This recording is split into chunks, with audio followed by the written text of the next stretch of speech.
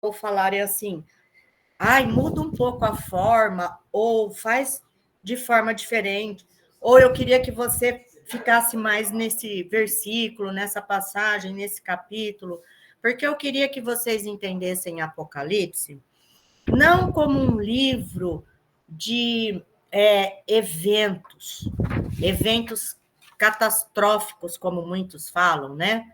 O evento do final dos tempos, né? E até muito sofrido para quem estiver na Terra.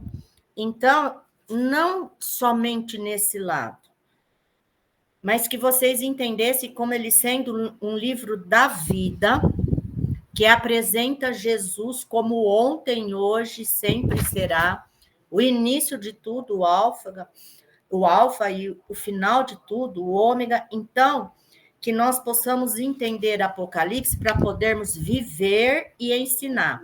Ele é um livro que traz esperança.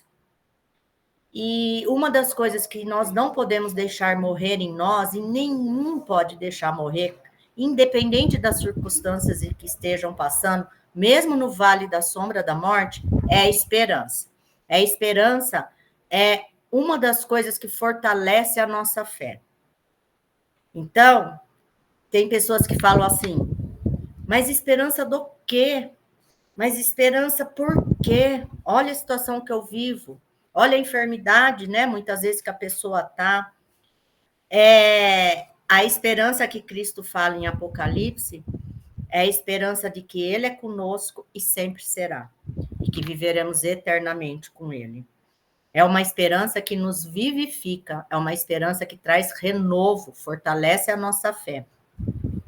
Então, que faz com que a gente consiga passar pelas situações nesse mundo, mas sempre com o Espírito Santo avivado. Então, eu falo assim, né? Eu até anotei aqui. Por que a gente estuda Apocalipse? A gente estuda Apocalipse para saber que Deus ouve as nossas orações, é o lugar onde fala que as orações dos santos são ouvidas. Então, e que as nossas orações produzem realmente efeito nessa terra. Porque se Deus recebe, nós temos absoluta certeza que Ele ouve, então, logo, com certeza, a terra é também movida por nossas orações. Que a nossa morte, ela é preciosa aos olhos de Deus quando nós morremos em Cristo Jesus. Preciosa porque nós somos filhos e porque ele almejou e porque ele morreu por nós na cruz para que nós vivêssemos com ele eternamente. Ele pagou o preço. Então, a nossa vitória é assegurada pelo poder de Jesus Cristo, pela graça, pela redenção. Aí eu faço uma pergunta para vocês. Quando nós estamos em Cristo, nós podemos perder a salvação?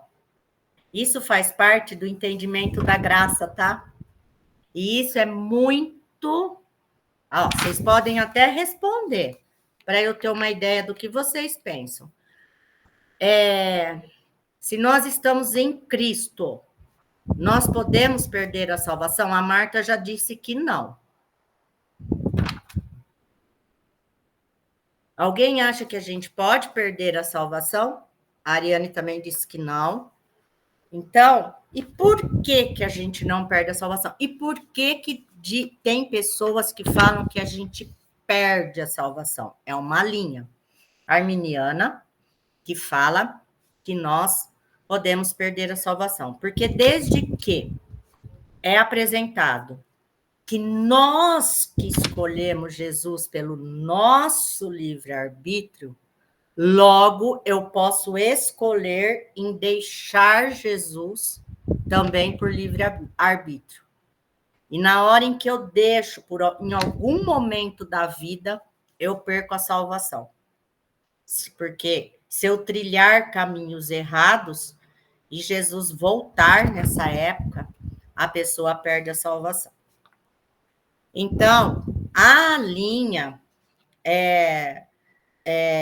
luterana, dos apóstolos também, calvinista e tantos outros escritores, eles se baseiam em Efésios falando que é Deus quem nos escolhe. Nós somos escolhidos por Deus. E ele nos dá a fé que nós precisamos para responder a esse chamado. Se é ele quem nos escolhe, ele é suficiente para terminar a obra que ele iniciou em nós. Então, se ele é suficiente, não tem como a gente perder a salvação. Ah, mas uma pessoa vai na igreja, ela orava, ela se batizou, e aí ela mata alguém e não perde a salvação? Primeiramente, nós não vemos coração e nem mente. E nós não sabemos, na realidade, se as conversões são verdadeiras. Se foram feitas por interesse, na emoção. Agora, se ela realmente é verdadeira e o Senhor conhece aquele coração, o Senhor o leva ao arrependimento. Então, são situações, são calvários, são literalmente ele vai passar pelo vale da sombra da morte e ele pode se arrepender, que nem o filho pródigo, né? Foi, saiu, fez coisa errada, largou o pai, abandonou tudo e voltou. Assim também como tem aquele que, na verdade, não era, o arrependimento não era genuíno, ele era literalmente um vaso para desonra, como foi Judas, né? E aí, realmente, o caminho final é a perda da salvação. Então, tem dois caminhos, o Senhor não tem meio termo, tá? É sim ou não. E por que a gente evangeliza? A gente evangeliza porque nós não sabemos quem são os que serão escolhidos por Deus. Não somos nós que sabemos disso. Por isso que a gente não pode sentar na cadeira de Deus e também falar, aquele vai para o inferno e aquele vai para o céu. Não nos cabe falarmos dessa forma. E nem pensar dessa forma. Tá? Então, quando a gente estuda Apocalipse, nós sabemos, por exemplo, que quem morre como mártir, ele está lá aos pés de Deus, né? E que o Senhor, na vinda dele, vingará, né, os seus escolhidos, que é quando todos os ímpios perecerão. Por isso que fala assim, a vingança do Senhor. A gente não entende, na verdade, alguns atributos que são dados para Deus e que a gente, às vezes, não sabe nem explicar. Ah, então Deus fez o mal? Deus fez o mal? Deus criou o mal?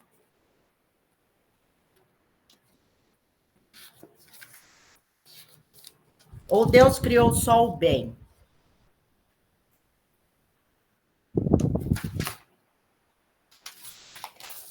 Aí a gente fica em dúvida, né? Deus criou o mal? Ele fala, a mim pertence todas as coisas. Eu criei o bem e eu criei o mal. O que seria esse mal? Né? A gente se assusta. Ué, Deus criou o mal? Na verdade, quando o que era a árvore do conhecimento do bem e do mal? Olha como que a gente tem que entender Gênesis, o livro da vida, ir para Apocalipse. O que era a árvore do conhecimento do bem e do mal? O bem e o mal. Quem colocou a árvore lá do conhecimento do bem e o mal? Deus. E por que ele falou para o homem não comer? Porque vocês vão conhecer o bem e o mal. E o mal é muito ruim. O mal não é bom. O mal traz consequências e trará para vocês a morte física e eterna. É o mal quem trouxe tudo isso. É o mal quem trouxe o sofrimento, é o mal quem trouxe a morte, que nos entristece tanto, de nos afastarmos dos nossos entes queridos. Tudo isso foi o mal. E foi Deus que criou. Aí fala, mas por que Deus criou o bem e o mal? Quando Deus criou os anjos e um deles se rebelou, Deus também não os criou para que fossem rebelados. Não faz parte do caráter de Deus, não faz parte das virtudes de Deus. Mas a partir do momento em que um homem é completo em si, e Deus é um ser completo nele mesmo, sem faltar nenhum tipo de conhecimento, ele conhece o bem e o mal. E ele faz parte do bem e do mal. Por isso que ele fala assim, gente, eu tudo vejo, eu tudo sondo, eu tudo sei, eu sou o início, eu sou o fim, eu sou o meio. Ele existia muito antes da fundação do mundo. Tudo ele conhece. Então, todas as possibilidades do que poderia acontecer numa terra ou na vida de uma pessoa que ele criou, ele conhece, ele sabe de todas as coisas, só que ele é soberano sobre tudo.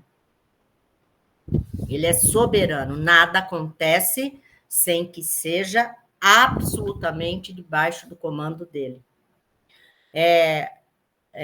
Foi Paulo, né, que entendeu muito isso, ou João, eu não lembro se alguém lembra, que fala assim, que nenhum pardal cai sem que seja da vontade de Deus, caia de uma árvore. Nada, nem os... Se a gente não pode aumentar um côvado na nossa estatura e nem conhece o tanto de fios que nós temos na cabeça, nós não temos esse poder, Deus sabe. Então, quando Satanás cai, foi um anjo que se rebelou. É lógico, gente, que em tudo isso tem muitos mistérios, tem muitas coisas que a gente não precisa sair explicando, a gente explica aquilo que está na Bíblia. Porque são muitos mistérios que Deus não deixou escrito para nós. Nós nem sabemos muito também sobre a eternidade. Mas até onde sabemos, Satanás se rebelou e caiu na terra e foi lançado para a terra com milhões de anjos caídos. Milhões, gente. Milhões. Então, são legiões. Tem gente que tenta calcular o número dos anjos que caíram. E ele estava na terra. E quando Deus criou o homem, mesmo que ele o tenha criado e criou igual a ele, a minha imagem e a minha semelhança, então o homem também poderia conhecer todas as formas de se viver. Mateus 10, 26, a Roberta colocou, nenhum pardal cairá sem que seja da permissão de Jesus. Entendeu? Isso é o controle absoluto sobre tudo, sobre toda a criação dele, inclusive sobre o que acontece com a gente. Essa é uma das coisas mais difíceis que tem para a gente explicar muitas vezes, principalmente quando a gente evangeliza pessoas cultas, de sabedoria aqui dessa terra, que não conhecem Deus, e a gente está evangelizando, e eles fazem muitas perguntas sobre a soberania de Deus, o que seria isso? Explica o que é a soberania de Deus. Né? Então não somos nós que estamos destruindo a natureza. Se Deus é soberano, é Ele mesmo que está destruindo a natureza. E aí a soberania quando a gente vai explicar alguma virtude de Deus, a gente sempre vai não para o lado do mal, a gente vai para o lado da perfeição dele, santa. Ele conhece todas as coisas, ele fez todas as coisas, ele criou todas as coisas. Mas ele anda em santidade, em retidão. Deus é santo. Realmente é algo que não se mistura. Entre conhecer e se misturar tem uma diferença muito grande. Então, quando a gente vai explicar a soberania, a gente vai para o lado bom. Então, quem é o ruim? É o homem. Quem faz o mal para a criação? É o homem. Deus é soberano, ele é soberano. Ele poderia brecar o homem? Poderia, mas por que ele não o faz? Ele não faz porque exatamente com o pecado escolhido, e nós nascemos com essa tendência ao pecado, nós temos aqui a liberdade, não é o livre-arbítrio, tá? Mas é a liberdade de fazermos o bem ou fazermos o mal. O livre-arbítrio nós já perdemos na queda do homem. Ali nós perdemos. O livre-arbítrio era quando Adão podia escolher entre ser santo, igual a Deus, ou ser mal, como ele escolheu. Hoje, nós nascemos, todas as crianças nascem já com a índole má. Ela não tem mais escolha. Com a queda do homem, nós não temos escolha. Hoje, nós andamos em santidade porque Cristo morreu por nós. E se fosse com essa inclinação para o mal, se fosse deixar o homem escolher a Jesus, ele jamais faria uma escolha a ponto de Deus poder ter relacionamento com ele. Porque ele escolheria Jesus, mas ele não escolheria sair do pecado, ele não escolheria de deixar muitas vezes de se corromper. Ele não escolheria isso. Então, Deus não teria, mesmo muitas atitudes do homem que passassem a ser corretas, não, eu vou fazer um esforço e vou agir corretamente. Nunca ele seria bom o suficiente, limpo o suficiente, para que Deus pudesse ficar diante dele e ele não morresse.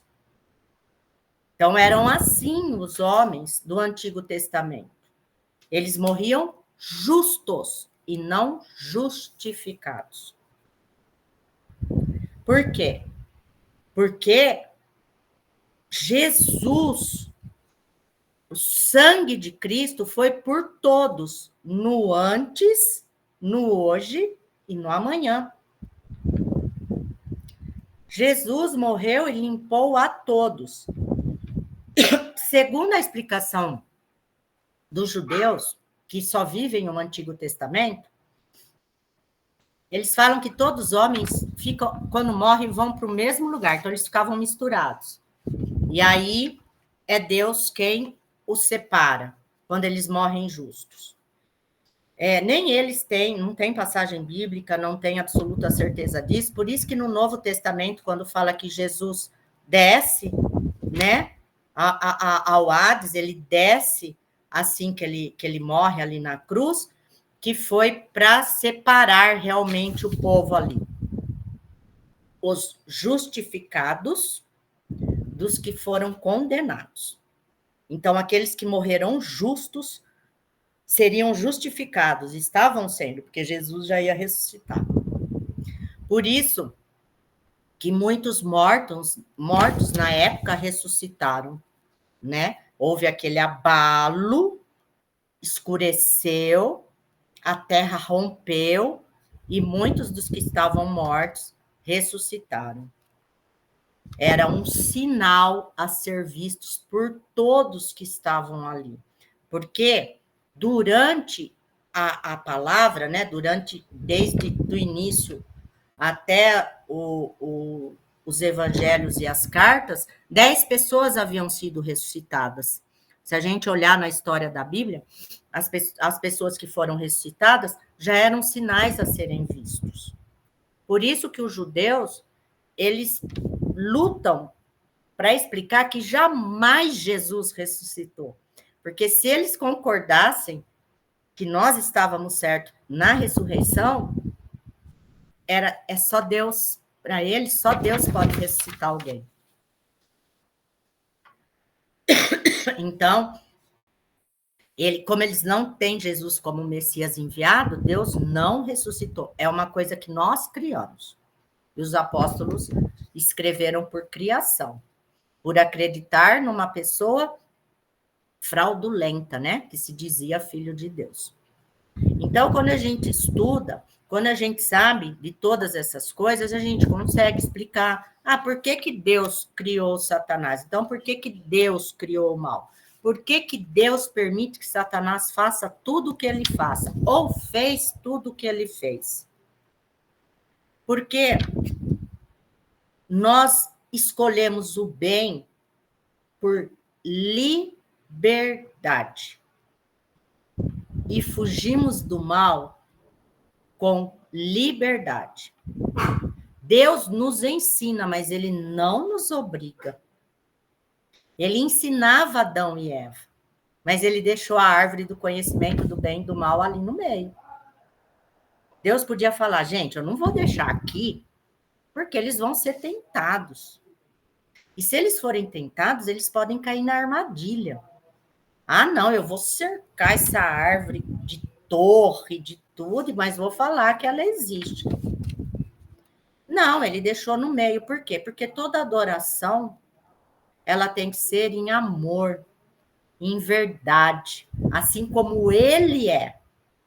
Se nós fomos criados à semelhança dele, e ele é amor, verdade, justiça, paz, alegria, e ele criou a gente, e ele nos criou semelhante a ele. Quando o homem cai, a partir do momento que ele perdeu o livre-arbítrio, porque ele escolheu o mal, e nós nascemos assim, a liberdade que nós temos de escolher é que escolher a Deus e ser bom é que nos torna novamente semelhante a ele.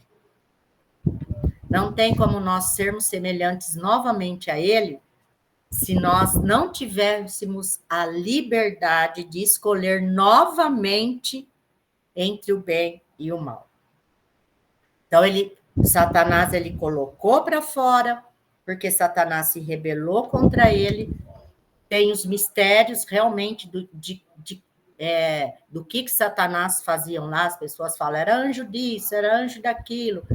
Mas nós não conhecemos detalhadamente qual era realmente o papel de Satanás, como que era o reino de Deus antes da fundação do mundo, nessa essência, nessa particularidade. Mas nós sabemos que Satanás se rebelou, foi lançado na terra, Deus conhece o bem e o mal, Deus criou o homem, querendo ensinar ele, e ensinou sobre todas essas questões, para que ele não comesse da árvore do mal, do conhecimento do bem e do mal, e se tornasse mal. Deus deu tudo que o homem precisasse, mas ele caiu. Deus não podia anular o mal. Deus não podia anular Satanás. É anular a si mesmo. Se ele fez a gente a imagem e semelhança, como é que ele vai anular um lado se nós somos feitos à imagem e semelhança dele? Não tem como ele anular. Entendeu? Então, tudo nós estamos vivendo, e foi por escolha. Nós tínhamos o livre-arbítrio de viver eternamente o bem. Foi quebrado, e Deus restaurou. Então, isso é a redenção. E quando a gente entende o quanto nós somos mal, e o quanto seria impossível nós vivermos com Deus eternamente, nunca nós conseguiríamos nos blindar de fazer o mal em todas as áreas da nossa vida. Jamais a gente entende a necessidade da redenção, da morte de Cristo na cruz e da graça. O valor que a gente passa a dar a isso é de uma formosura, é de uma realidade que tudo mais se torna pequeno. Por isso que quem tem esse entendimento da graça da necessidade hoje que nós temos do Espírito Santo, do selo do Espírito Santo em nós, que não adianta a pessoa falar que ela é boa, a pessoa pode dar a roupa do corpo, a pessoa pode abrir a casa dela para quem quiser entrar, que não tenha residência, a pessoa pode fazer o que ela quiser de bem. Jamais ela seria pura e santidade o suficiente para não morrer diante de Deus. Jamais. Não existe bondade. Então, por que Deus, vocês falam que Deus não vai salvar os bons? Porque não existe bom. Não existe. Gente, nós somos cristãs, convertidas, conhecedoras da palavra, propensas e com liberdade de escolha, e nós escolhemos em fazer o bem. A gente faz o bem o tempo inteiro? Quantos erros nós cometemos com os próprios filhos? Quantos erros nós cometemos com os próprios pais? Erros que já seria uma mancha para a gente ficar diante de Deus. Já seria uma mancha. Aí você fala assim, tá, mas e o perdão? Tudo bem, eu perdoo se alguém me fez o mal. Mas quando eu faço mal, a pessoa me perdoa, mas realmente agora ela está limpa, sem mágoa, para ficar diante de Deus e ser salva? Ou eu provoquei algo na vida dela, né, que pode comprometer a salvação dela? Então é impossível sem Jesus, gente. Não existe salvação sem Jesus, não tem como. E quando as pessoas questionam, eu evangelizo uma pessoa muito culta, gente, mas pensa, fala 3 línguas, rato de biblioteca, fala coisas para mim que eu tenho que procurar no Google. Eu não sei, às vezes, do que ele está falando. E essa pessoa me pega, fica me questionando nessa área. Como que uma pessoa boa, como é que vocês podem condenar e falar que só vocês vão para o céu? Só vocês vão ter vida eterna. Se tem um monte de tranqueira aí que só faz o mal, acaba com a vida das pessoas, igrejas, pastores, e vai por aí afora os testemunhos, que eles só lê coisa ruim. Aí vocês devem estar perguntando, eu estou ensinando o homem? É meu irmão. É meu irmão. Meu irmão, ele é muito culto, inteligente, formado na Poli. Foi demorou para deixarem ele se aposentar no Bradesco, na parte de programação, de tudo ali, de cartão de crédito, de tudo. Não queriam deixar ele se aposentar. Ele carregava ali um setor sozinho, de pessoas sempre mudando, jovens, mas ele chegou uma hora que ele não aguentou mais e se aposentou e pediu para parar. E muito inteligente, mas ele me faz essas perguntas. E se eu não entendesse tão profundamente da graça, entendesse mesmo o que significa graça, ele me gambelava. E ele fala para mim, como é difícil falar com você, porque você é convicta. Ele queria me gambelar, porque se ele conseguisse, seria fácil para a mente dele. Seria fácil para o coração dele. Porque ele ficaria aliviado. Ele teria razão. Mas ele não consegue. E aí, numa dessa da gente conversar sempre no grupo de irmãos, os meus outros 2 irmãos estão aprendendo muito sobre a palavra. E está sendo uma benção. E ele discute. E aí minha irmã fala assim, você tem muita paciência, porque tem hora que nem eu sei o que ele está falando. Falei, não, às vezes eu estou falando com ele aqui, estou dando Google, porque ele fala umas coisas, uns negócios que acontecem lá do outro lado do mundo para justificar o que eu estou falando da graça.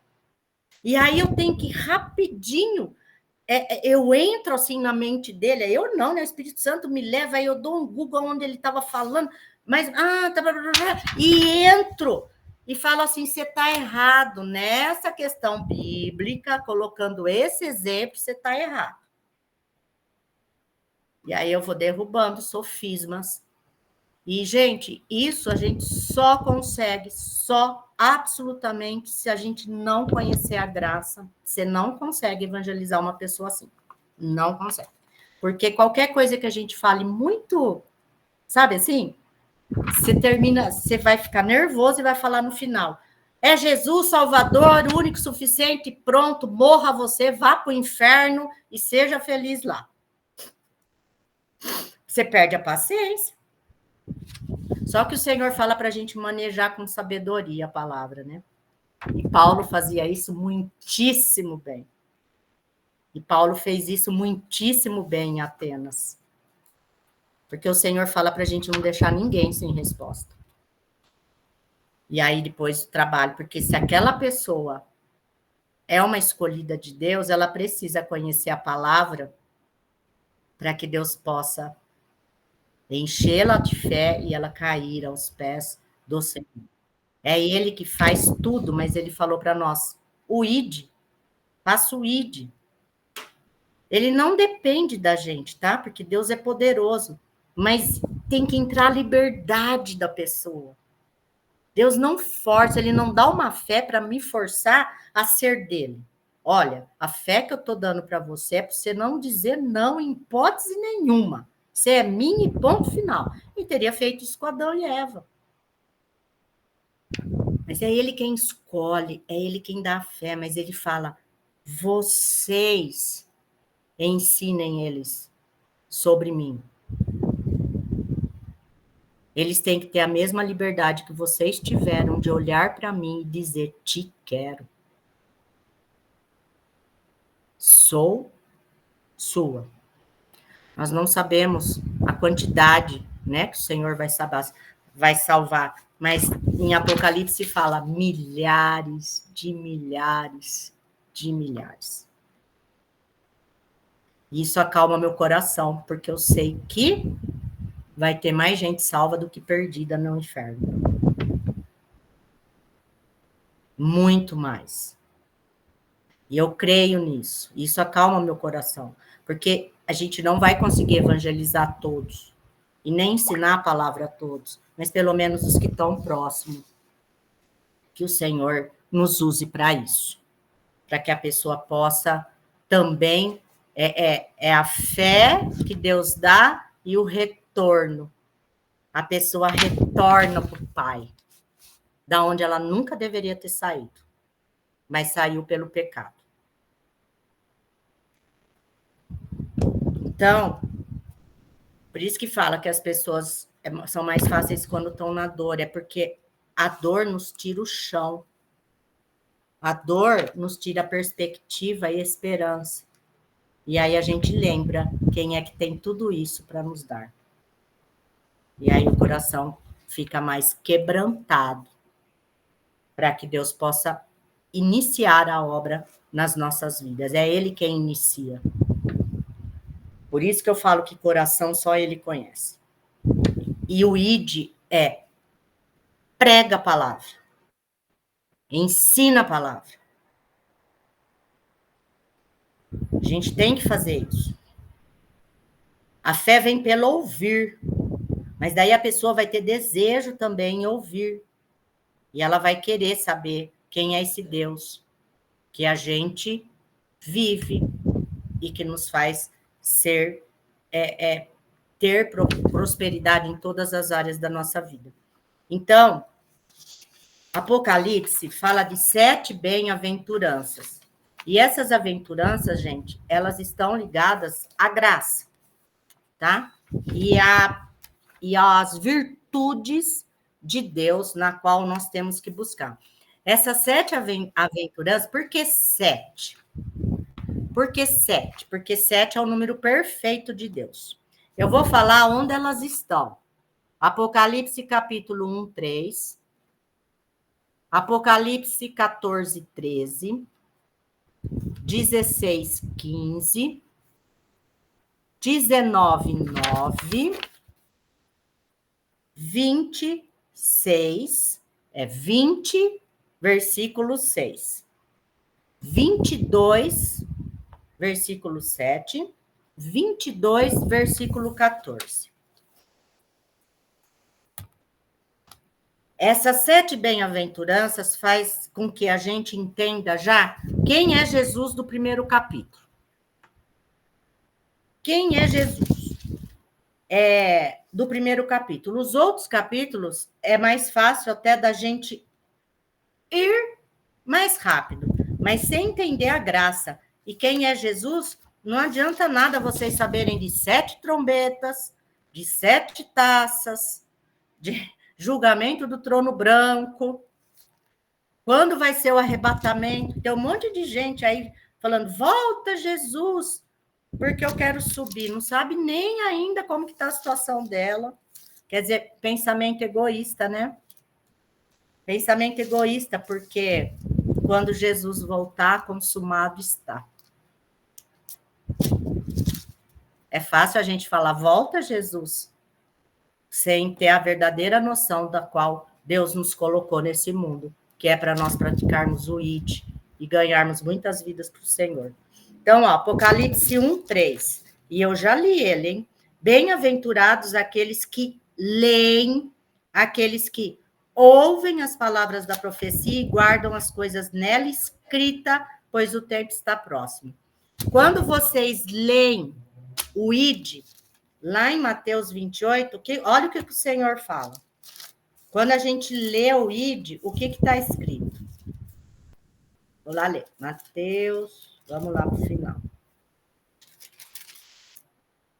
ID, ó, Mateus 28, versículo 18 a 20. Jesus, aproximando-se, falou-lhes, dizendo: toda autoridade me foi dada no céu e na terra. É ele apresentado em Apocalipse, né? Cabelos brancos, né? Quer dizer, cabelos brancos sempre existiu, santo e perfeito, vestes talares. Aí fala, ide, portanto, fazei discípulos. Não é fazer crente, gente. Ide, portanto, fazei discípulos de todas as nações, batizando-os em nome do Pai, do Filho e do Espírito Santo, ensinando-os a guardar todas as coisas que vos tenho ordenado, e eis que estou convosco todos os dias até a consumação do século. É a primeira bem-aventurança.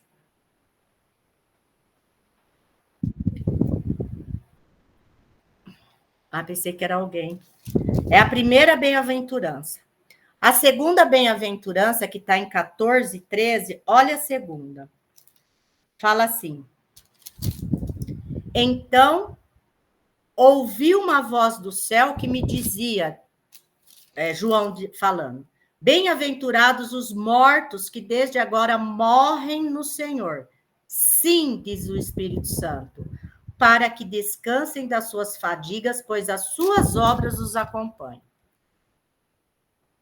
O Senhor fala que as obras que nós fazemos nessa terra é ouro, prata, feno ou madeira. Feno e madeira são obras mortas, serão queimadas. As que nós fizermos, que são semelhantes a ouro e a prata, permanecerão eternamente com a gente. Tá? Eu não vou ficar falando as passagens e o contexto da onde eu vou falando isso para vocês, tá? Depois eu posso colocar, mas eu acho que vocês mesmos já sabem onde está. Capítulo 16, 15. A outra bem-aventurança. Fala assim: eis que venho como vem o ladrão. Bem-aventurado aquele que vigia e guarda as suas vestes, para que não ande nu e não se veja a sua vergonha. Pode falar.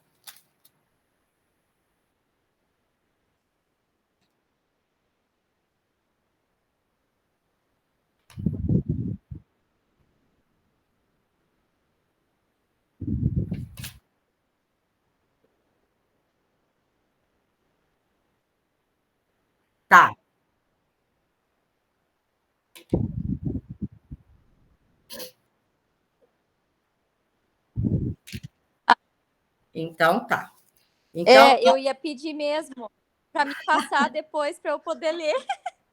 eu vou colocar depois, A então. Roberta leu meus pensamentos.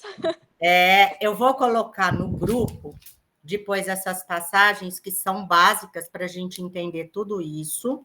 Eu tá? também ia pedir, viu? Então, olha, se vocês tiverem dúvidas, perguntem, tá? Mesmo eu falando as passagens, por quê? Porque é muito importante nós entendermos a graça e a redenção. Quando a gente entende isso, tudo fica mais claro para a gente. Até sobre ver os sinais que Deus nos pede para ver. Quando a gente lê Mateus 24, fala que Deus fala para a gente observar os sinais. E ele fala que mesmo a gente observando os sinais, seriam os princípios das dores. E a consumação seria a palavra sendo pregada em todo o mundo. Quer dizer, todos iriam ouvir a palavra de Deus.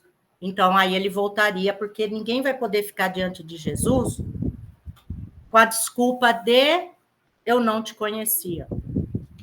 Eu nunca ouvi falar. E mesmo, aí já me perguntaram sobre isso, tá? E os índios? E quem mora lá nos confins e ninguém chegou lá? E nos países que são proibidos da Bíblia? O Senhor fala que o verão na natureza.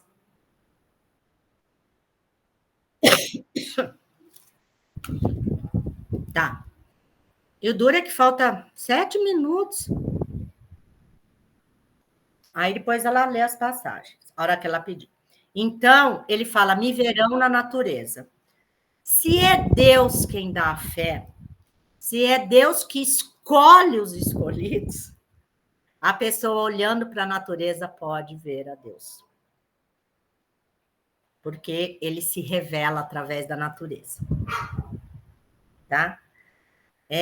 Esse quebrantamento, essa busca, esse entendimento, quem sou eu no meio de tudo isso? Quem é o Deus que eu sirvo? Muitos agora estão se convertendo no meio dos muçulmanos. Tem escolhidos de Deus lá. Tem escolhidos de Deus em todo canto. E você já viu algum muçulmano aceitado você sentar com ele para ser evangelizado? Deus aparece para eles em sonho, Deus aparece para eles de forma visível, como apareceu para Paulo. Deus escolhe os seus escolhidos. Mas ele nunca falou que era para nós ficarmos sentados com a nossa vitória e esquecer do resto. Ele fala, ide, porque vocês não sabem. Quem sabe sou eu. Quem são os escolhidos? Porque quanto mais pessoas viver a palavra, quanto mais pessoas praticarem o bem, mais prosperidade vocês terão. O reino meu, que vocês pedem no Pai Nosso, que eu ensinei, venha a nós o teu reino, será real na vida de vocês e na vida onde vocês moram. Por isso que a gente tem que pregar. A pessoa pode ser salva aos 48 minutos do segundo tempo? Sim, mas ela foi uma menos que ajudou a gente a falar da palavra. Tem gente que cria coragem de evangelizar um parente quando ele está no leito da morte. Porque fala, gente, eu nunca falei nada, vai morrer. E aí o Senhor começa a incomodar, porque o Senhor tinha planos, ele era um escolhido. Então, cabe a nós, né, agilizarmos esse processo. Por isso que ele fala que a volta dele só será quando todo mundo tiver ouvido o evangelho. O que ele está dizendo? Quando todos vocês tiverem manifestado a minha glória na terra, quando os ímpios não forem os meus escolhidos e eles estiverem se atentando contra a vida de vocês, aí eu venho. Porque na mão... Quem? Tem ninguém. Tá. Porque vocês não sabem quem são. Então, preguem, ensinem seus filhos. Aí que ele fala, que quando a gente ensina um filho e ele se afasta, mesmo lá, o Senhor continua a obra na vida dele. E ele volta a fazer o que é bom diante dos olhos de Deus. O Senhor não perde os seus escolhidos, ele é suficiente. O que ele fez na cruz é suficiente. Suficiente. Então, quando alguém me pergunta, então alguém que matou, papá, tá lá na cadeia e fala, recebo Jesus. Eu falo, então tá salvo, é isso para você? Eu falei, para mim que sou ruim, se ele tivesse feito algum mal para alguém que eu amo, eu queria que ele apodrecesse na cadeia. Quem faz eu não pensar assim é Deus. Eu quero que ele exploda lá e vai viver no inferno eternamente. Mas quem faz eu não pensar assim é Deus. E quem sabe se ele se arrependeu de fato e verdade e vai ser uma pessoa que vai fazer o bem lá dentro, porque na cadeia pode se fazer o mal, é Deus. Falei, nem você nem eu sabe. Nem você nem eu. Agora, se eu era ruim, se eu não merecia o amor dele, se eu tinha propensão a fazer o mal e tenho até hoje, se eu tenho dificuldade, um monte de coisa que é boa, e ele me amou, você acha que eu vou impedir Deus de amar alguém? Você acha que eu vou impedir Deus de levar alguém para o céu? Alguém que se moe diante dele e se arrepende dos malfeitos?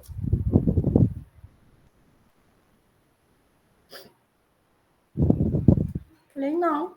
Então, quando a gente começa a quebrar os sofismas, porque os crentes hoje falam muito por cima. É muito fácil também quebrar o crente que não conhece a palavra. E aí fala assim, nossa, como eles são otários, sofreram lavagem cerebral. Meu Deus, essa crentalhada é tudo doida. Essa crentalhada é tudo assim, ó. Entendeu? Aí você conversa com quem você quiser e fala, né? Que bonito, né? Quantas pessoas simples Deus levou para ficar diante de reis, sábios, que conheciam coisas que eles não conheciam. E os reis se curvavam diante deles. É o mesmo Deus que age hoje em nós. Como é que a gente pode ter medo de evangelizar? Medo de falar de Jesus, seja para quem for? As pessoas, elas se curvam porque elas não conseguem anular em nós essa fé e começa a incomodar eles, porque eles começam a entender que realmente a gente não é bobo. A gente tem uma fé de conhecimento. Se cair o link, gente, eu vou continuar falando, tá? Caiu, o beijo tá dado. Tá? Então, esse conhecimento de Apocalipse é absolutamente necessário. Absolutamente necessário. E os cristãos não têm essa noção. Não têm essa noção. Acho que quem estuda Apocalipse é porque quer viver de forma mística, quer só falar dos fins do tempo, dos terror. Ah, eu vou subir mesmo antes da tribulação, já aprendi isso. Por que que eu vou saber o que o resto vai passar aqui nessa terra? Quem falou que nós vamos subir antes? Onde está escrito a data exata? Quem falou que nós não vamos passar pela tribulação? Se Deus não poupou nenhum anterior. Quem? Qual é a sua absoluta certeza que você vai subir antes? Onde está escrito? Não existe. Existem linhas que homens deduziram. Não está a data na Bíblia.